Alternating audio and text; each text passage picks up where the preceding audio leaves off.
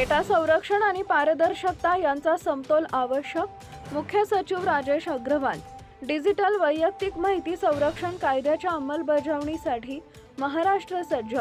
Data संरक्षण आणि प्रशासनातील पारदर्शकता यांचा समतोल राखणे आवश्यक असून नागरिकांचा त्यांच्या डेटावर हक्क आणि नियंत्रण असणे ही लोकशाहीची गरज असल्याचं प्रतिपादन मुख्य सचिव राजेश अग्रवाल यांनी केले. डिजिटल युगात नागरिकांच्या वैयक्तिक माहितीचं संरक्षण, सायबर सुरक्षा आणि जबाबदार प्रशासन अधिक बळकट करण्याच्या दिशेने महाराष्ट्र शासनाने महत्त्वपूर्ण पाऊल उचललंय.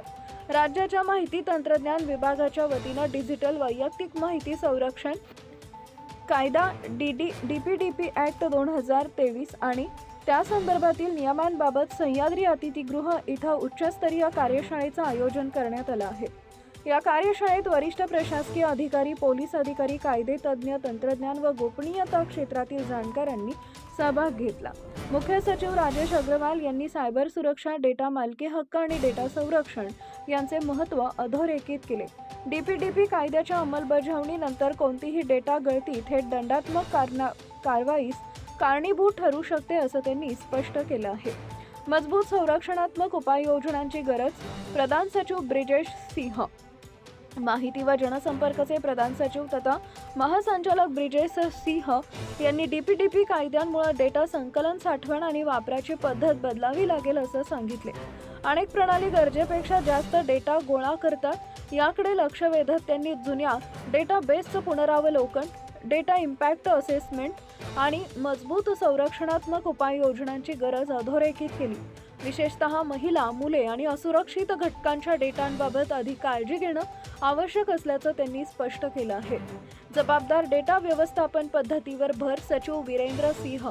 माहिती तंत्रज्ञान सचिव वीरेंद्र सिंह म्हणाले की आरोग्य, शिक्षण, सामाजिक कल्याण, आर्थिक समावेशन यांसारख्या क्षेत्रात वाढलेल्या डिजिटल सेवांमुळे नागरिकांची वैयक्तिक माहिती, त्यांचं संरक्षण आणि योग्य वापर ही महत्त्वाची जबाबदारी बनली आहे.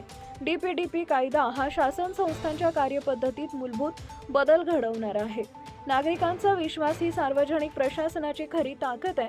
त्यामुळे प्रत्येक विभागाने पारदर्शक, नैतिक आणि जबाबदार डेटा व्यवस्थापन पद्धती स्वीकारणं आवश्यक असल्याचं त्यांनी नमूद केलं आहे. गोपनीयतेचा मूलभूत अधिकार.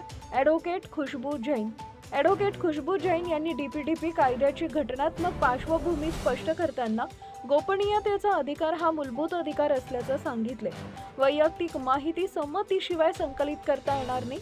तसेच नागरिकांना त्यांच्या डेटाची माहिती, प्रवेश, संमती मागे घेणे व डेटा हटविण्याचा अधिकार असल्याचं त्यांनी नमूद केलं आहे. लेगॅसी स्कीमच्या सादरीकरणात डीपीडीपी कायद्याच्या प्रमुख तरतुदी. डेटा संरक्षण मंडळ, data fiduciary, data principal, consent manager आणि डेटा संरक्षण अधिकारी यांच्या भूमिका स्पष्ट करण्यात आल्या. डेटा उल्लंघन झाल्यास जबाबदारी केवळ विक्रेत्यांची नसून संबंधित अधिकारी यांचीही असल्याचं अधोरेखित करण्यात आलंय. कार्यशाळेला भारतीय प्रशासकीय सेवा व भारतीय पोलीस सेवेतील तसेच महाआयटीचे वरिष्ठ अधिकारी उपस्थित होते. Subscribe now and press the bell icon. Never miss an update.